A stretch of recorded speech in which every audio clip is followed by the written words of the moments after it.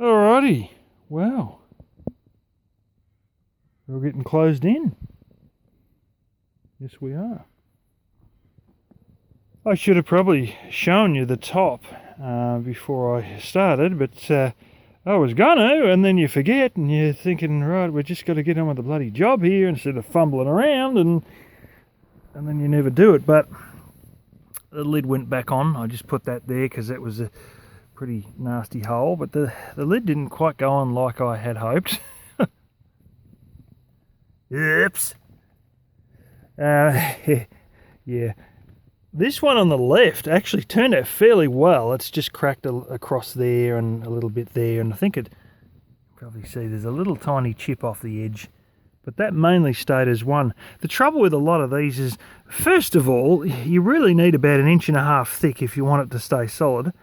Second of all, even the guy I got the recipe from, it's a channel called Food Related, and it talks about fabrics for the purpose of making pizza ovens. Even they said that this is as weak as hell, the vermiculite version, and you can crumble it with your fingers. I would have used more perlite. As you can see, I've got a few patches up here with perlite. I would have used more perlite, but there's one big dirty terrible thing with all of this, and that is that the place I go to ran out of it, and all they had was vermiculite. Yeah, what ended up happening was there's several bits. Some of these are made up of 3 bits. It all cracked into those separate bits again. It's really one of these things where you, first of all, you have to put in more cement than the recipe tells you to make it stronger. Second of all, you really got to compact it, and honestly, it's like dealing with bloody polystyrene balls out of a fucking beanbag or something. And thirdly, it's got to be thicker, like 1.5 inches thick. Fourthly, you really need to do it as one piece, and that's the biggest kicker of the whole lot, was that I didn't do it as one piece. I've done several bits, try to stick them together with more mix, and then they just crack back to the original bits anyway. So anyway, the fact is there's a lot of sand all packed under there. You didn't need to see the boring task of me pouring sand in here and trying to kind of tamp it down, i.e. compress it, using an old trowel that I have, not my normal trowel, but the original one I got off my uncle, well, you know, which was left in this house when he died. So yeah, long and short of it is all that cement sheet is going to be replaced probably by form ply, probably the same damn form ply I used to get it about the right shape.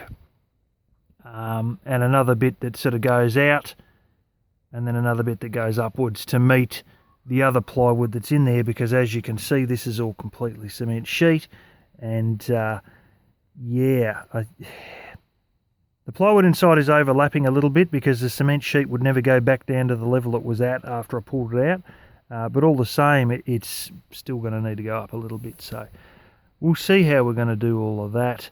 And then the gap in between that and the wood, hopefully it isn't too big, and I'll put my last remaining expansion foam in. Hopefully I don't need to buy another can. Anyway, I don't think I even showed these being set into concrete, but they're set in there. Note to all those of you who are going to do it, that goes upwards and there's bolts. I don't know if I can show this. I'll be able to show it on this end.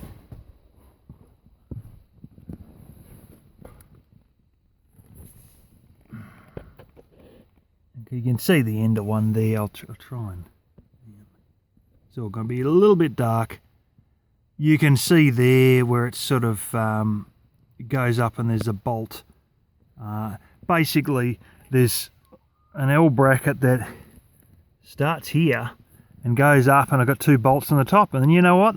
Then it fucks your flashing up. My father suggested I go downwards, and I saw, I want to get it as close to the thing as I can, but still be able to get the lid off and whatnot.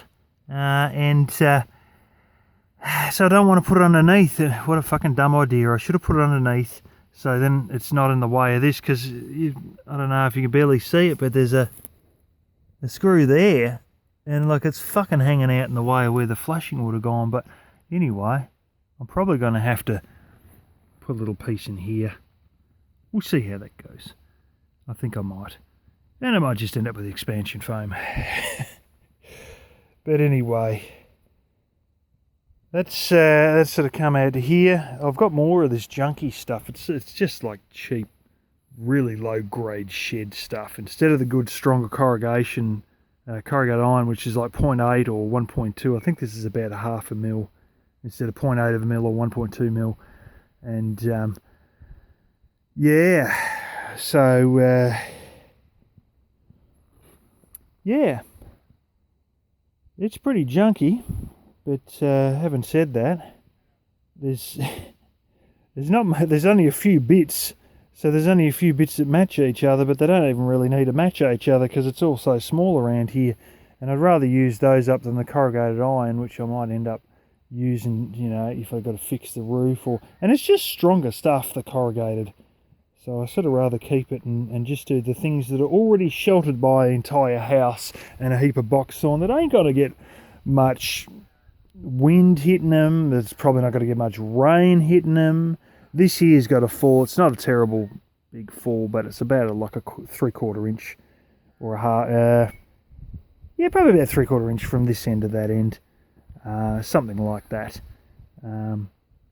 So I might or might not put a gutter on there. What I want to try and get something in on here. That's likely to go in here. I've got to make another bit for the back, which I'm probably going to have to bend around the corner at least to here, if not right to here. And I probably should try and bend it to here so I can attach it on without a problem. What I'm wanting to do, this doesn't look too good, does it? Water's going to flow down and hit there. Notice there's a little hump there. That was there already, but the beams are right there. What I'm going to do is drill a hole about there. Get this one. I've got to trim him properly on this end. And sort of go doink. And then silicone up to that hole. But I'm going to have it down probably on the other side. So it's like that after I trim maybe an inch or two off of that. And then the other one, there's a little bracket on this because this has been like a table frame.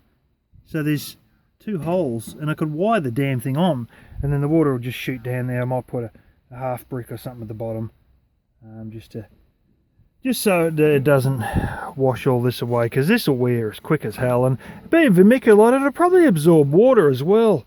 But I need some way to get rid of the water from there, so I've got to make sure this is all wired up and not going to shake out of place. So it might be one of the last things I do, or I might actually go to put this on, then unscrew it again, then set this and let the silicone set overnight, and then after it's set overnight, or after it's set overnight and the whole next day, I'll come out tomorrow an hour before the sun goes down and screw the sheet back on again.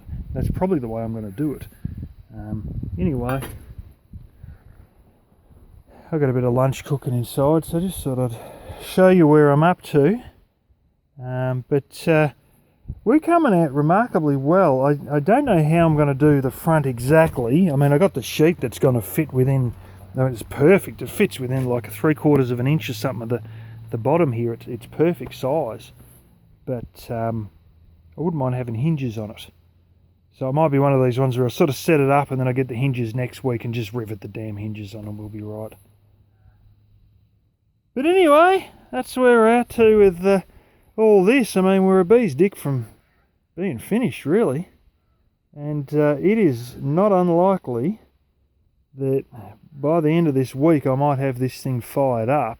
And today's Wednesday, you know, and I might be using this damn thing Saturday night or something. We'll see how it goes with the bit inside. But even if it rains tomorrow and all that, it won't matter because I can work inside, because there's going to be barely anything that's going to get in with this here. I might have a little bit of wind whip through there, but I can do everything inside. And then we can, you know, really get it finalised just with the trims that it needs inside, and then go ahead and use it. And we'll find out how she's going to perform. And I don't care if it doesn't give 22 hours of heat like the fancy ones that I can get parts imported or get made professionally by only a couple of places in the country, I don't really care. So long as I can knock a good 10 hours of heat, or even blasted 7 hours of heat, would be good enough out of this thing. As long as it's better than 4, we'll be getting somewhere.